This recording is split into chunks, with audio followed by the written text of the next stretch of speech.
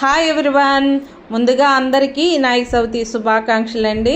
చూసారా, వినాయకుడిని eco friendly వినాయకుడిని మేము ఇంట్లోనే తయారు చేసుకుంటున్నాం. గోధుమ పిండిని బాగా సాఫ్ట్గా కలుపుకున్నామండి. కొంచెం ఎల్లో కలర్ వేసుకున్నాం. ఎల్లో కలర్ అంటే ఏంటంటే పసుపు వేసుకున్నాం అనమాట. పసుపు వేసుకుని ఎల్లో కలర్ వస్తుంది కాబట్టి ఆ ఎల్లో కలర్తో వినాయకుడిని తయారు చేసుకుంటున్నాము.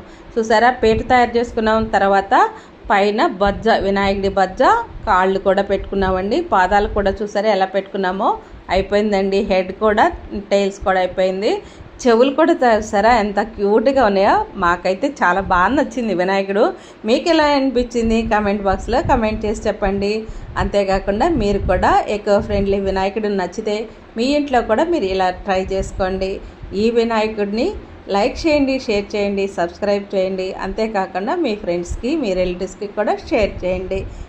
బాగా క్యూట్గా అనిపిస్తున్నాడు కదా. Okay friends.